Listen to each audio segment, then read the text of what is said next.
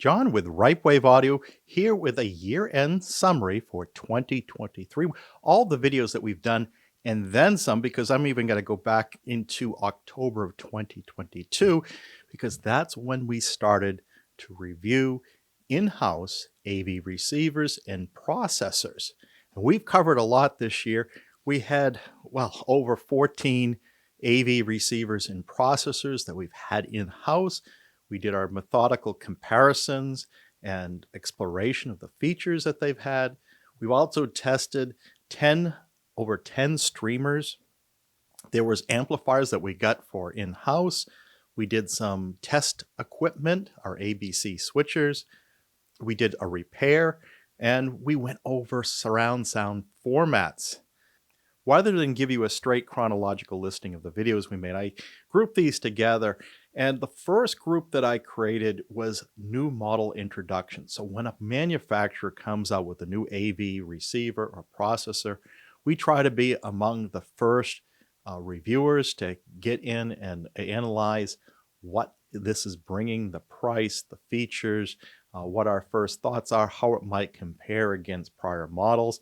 And we started this, and as I said, we went back to October of 2022. We had our video on the new Marantz series that would take them into the next year of releases, and the same with Denon. And so that happened in October. But at the same time, Anthem refreshed the AVM-70 to make it an 8K model. Of course, their AVM-90 didn't release until it was 8K capable. And then we had Audio Control come out with a new series. Now, Arcam and JBL Synthesis, which the audio control receivers and processors are based off of, came out a little earlier with 8K. Audio Control finally came out early of this year, and they had brought it to their Maestro and Concert products. Emotiva came out with a receiver, first one that they've done for a while, and we intended to bring this in-house, but haven't got around to it yet. Maybe that's something that's coming along here. Of course, there's other receivers and processors within the entry-level market. So we have the IOTA VX, and we have the Tone Winner products where this kind of sits and plays with, and maybe we bring those in together, but we'll talk about those in a future video, what we're going to do in the future. Sony came back to the market with a whole new line of AV receivers after being dormant for a while, and we did that video. And then Integra, Pioneer, and Onkyo finally introduced their flagship models, and we covered each of these. These all got released within a few weeks of each other in March. And then Macintosh came out with an AV receiver. Now, in recent years, we've really only seen AV processors and not a receiver for the home theater. So this brought that to the market. Emotiva rounded off their basics line by adding to the MR1 receiver, having a MR1L, and we'd cover that whole range of basics in one video so you could clearly see how each of those were different. And that was the new model introductions. Now, if we go back to October 2022 and think about what we brought in-house, and we started with two models that we wanted to have as our baseline reference. That was the Emotiva RMC-1. This was something that I've been eyeing for years, over the last almost 10 years. I decided to bring that in as my first immersive AV processor. And then to complement that, also be a baseline, the Marantz Cinema 50. And I picked the Marantz Cinema 50 because at that time, that was the highest caliber receiver that Marantz or Denon had, at least the highest price at that time, with the new 8K, fully 8K for all the channels that was being released. Now they've since come out with other models, but the other reason of picking a Denon Marantz product is Denon Marantz, they check a lot of boxes, not DTS:X Pro, but they recently added Dirac to their room correction capabilities, leaving in Odyssey. So this was really interesting for me to have this as a baseline for comparison, not only with the processor separate that I had, but whatever else I brought in. But these two models I've kept over the year. We've returned everything else so we could have this common baseline through everything we did, at least this year. We'll see what we'll do in the coming years. Will these continue to be our baseline models we keep in-house, or do we bring in something else to replace one or more of these units? But we started this series, Series 1, with these two that we were going to keep in the house for a whole year. And we did everything. We had some problems along the way. We did some videos that showed those problems. We went over the configuration, the calibration, how the internal amplifiers sounded on the Marantz versus going full external amplifiers. And we had a full complement of external amplifiers. We upgraded the Emotiva RMC-1 to 3.1 firmware, and we found that to be quite stable, at least in our environment. And ultimately, the sound quality, and that's one that you've always enjoyed watching. Whenever we brought something in, how does it sound? And we did cover that in all these videos. Then we went through a period where we still were using the Emotiva and the Marantz, but we were running through a lot of different things, like how do you move from a receiver to a processor? And can you utilize some of the amps in your receiver while you're transitioning to a processor? And then we looked at Marantz's multi-EQ editor and multi-EQ multi-X XT32 and how that compared to other surround modes. Then we brought in our ABC switchers from Duke Audio and looked at Auro-3D. Now this video, using ceiling tops as heights, became really a moot point because just a few weeks later, Marantz came out with an update, their March update, which they allowed the ceiling speakers to be used with Auro-3D. So that video that we did in February, a month later, was replaced by our video in March, where we could say, no problem. Certainly you can use ceiling speakers as your heights in an Auro-3D playback. Then we brought in a video splitter so we can send the same video signal to all of our units. And then we gave a little video short. Now we don't do a lot of those, but we talked about the trim buttons on the RMC-1 remote, which we really liked. We also brought in more amplification, so we could use full external amplifiers. These were Emotiva XPR DR2 Gen 3 amplifiers. We're using them for our side surrounds and a second unit for our rear surrounds. We are still powering our ceiling speakers with our vintage Sony. Maybe in the future we'll replace that, but my mind is more on bringing in two external amplifiers for front wide speakers. We brought in the Anthem in our review series too. This was the AVM 78K, and we had some problems with this. And a lot of you like the Anthem AVM 78K, and we're not going to take anything away from that. It did sound very nice, but we had so much trouble with the calibration, and it doesn't have some of the features that were important to me, like DSD support or a balanced input, which we get with the RMC-1. So it wasn't a replacement for our RMC-1, which we, by the way, felt sounded better than the Anthem. And because of the calibration problems we had with the Anthem, we did have to repair or actually replace the crossover in our LSI 15 towers. We also had to do something similar in our center speakers. That was not a fun experience that Anthem put us through, and we didn't get much help from their support department either. Onkyo was our next review, and this was the TX-RZ50.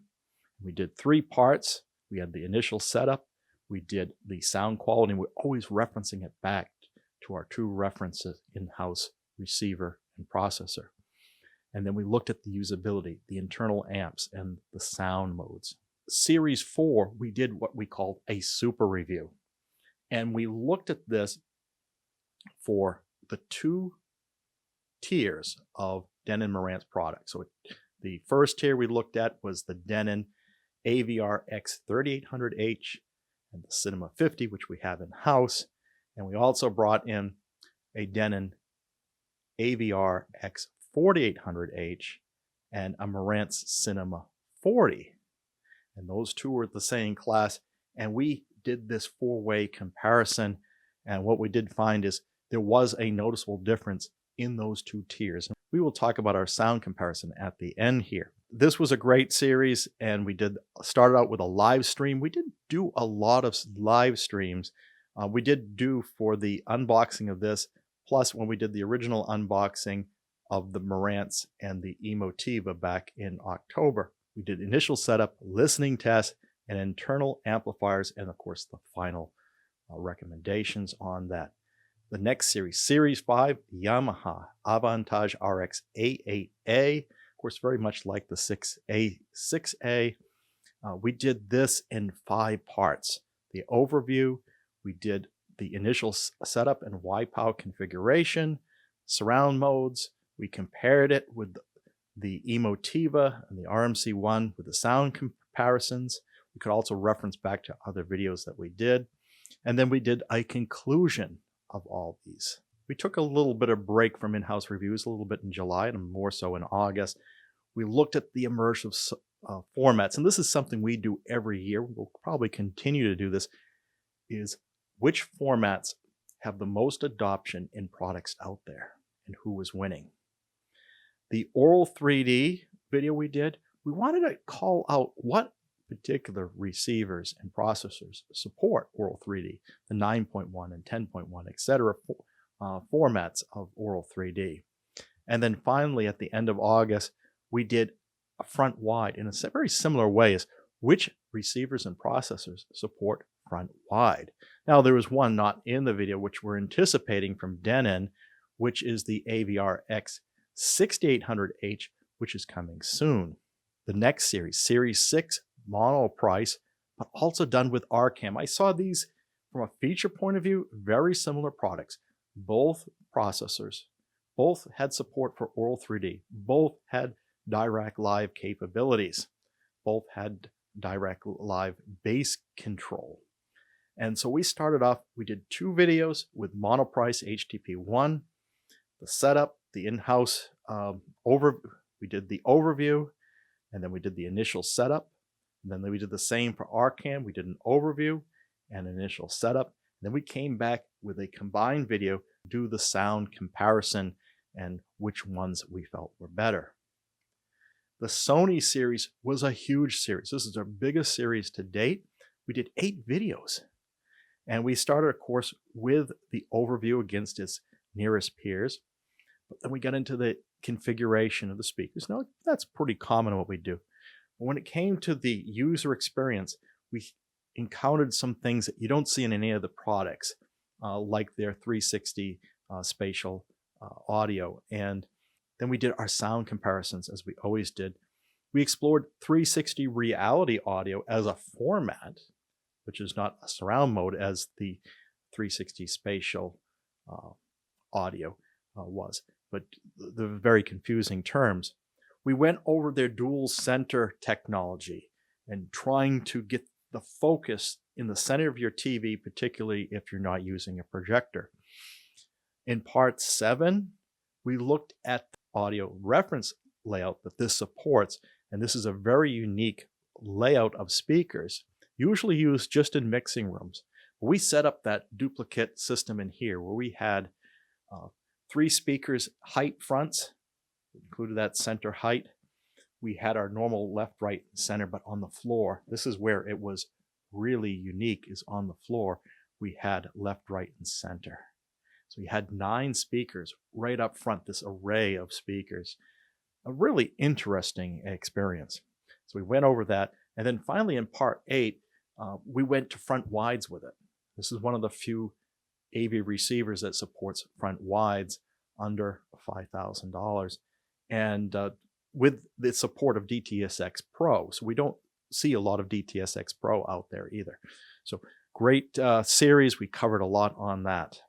And then the last series we did, Series 8, with the flagships from Onkyo, Pioneer, and Integra. And how really different were these? Sound-wise, these were very, very similar. And feature sets similar, but there was some differences between them. Pioneer seemed to do things a little differently, but not in a way that was really appreciable, but just different in a lot of cases. Of course, these all look a little different in the front. They all look like they could use a refresh on front panel. These look like they're pretty dated, 10 plus years old, even though they're brand new products. So we did that series with 5 videos. Of course, the overview, the initial setup, the use of Dirac, its proprietary room calibration and how that compares, the user experience, and then finally the sound comparison. All these were done, and looked at other things we did this year.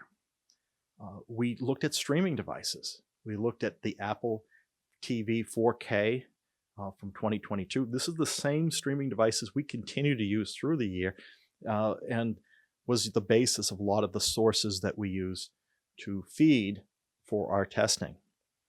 But we also looked at devices from all other streaming popular ones under $200, the Roku, the Amazon Fire TV, the Wim Mini. But we also looked at what was built into the Marantz, the Hios ecosystem. And then we wanted to see who streams audio the best for under $200. Now you can get other audio streaming devices like from NAD and you name it. Then we looked at streamers that had amplification from Arylic, low-cost units, the B50. We also looked at their other products, the A30 Plus, the A50 Plus, the SA100. Ultimately, doing a comparison with the B50 and the A50 Plus that we both had in-house. There was one video we did about how do you watch the Super Bowl to give you the best experience? Is it using over-the-air television? Is it using your cable provider? Or is it using one of the streaming devices? We went through that. It wasn't a very popular video, but I had fun putting that all together. Occasionally, we have these wrap-up summaries showing you what we've done and where we're going. And we had 2 prior to this video. This is kind of the same type of video. We had a mid-year one that came out in June, and then we had a fall one that we did just after we had done the Monoprice and Arcam videos. We explained that one. So those are all the videos that we did.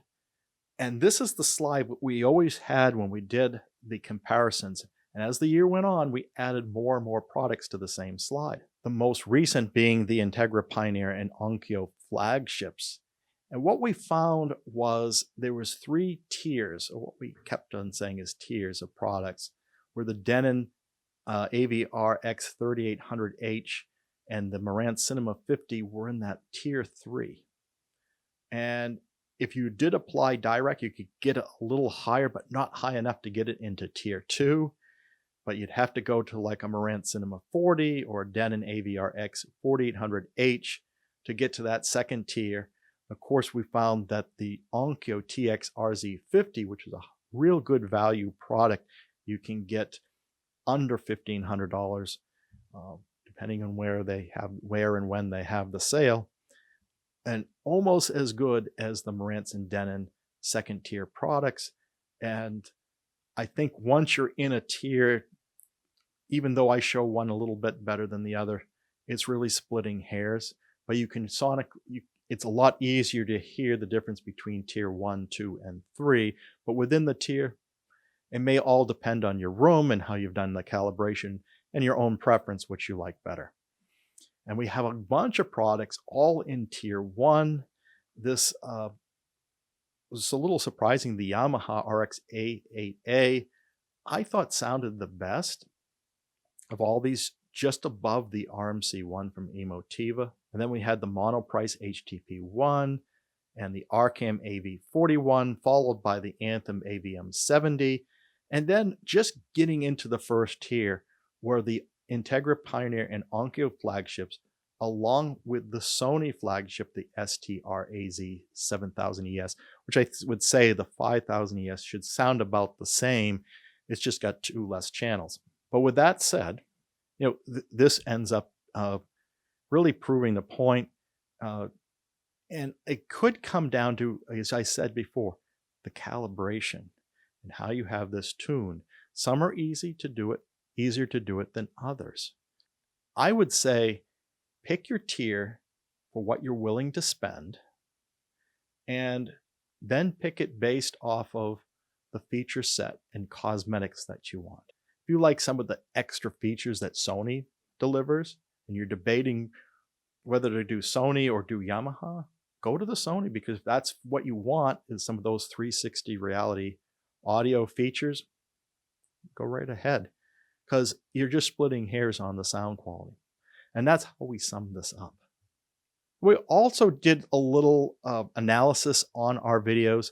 What we found of all the series that we did, whenever we came out with a new products video, they got the most views. Not just the most views total from when they came out and to where we are today, but if we just looked at the first 10 days, because usually these videos, they spike up and then they just kind of gradually accumulate over time. If you look at the first 10 days, it gives you a general sense where these things are going to track. But some videos surprise you where they pick up speed a little later on in life.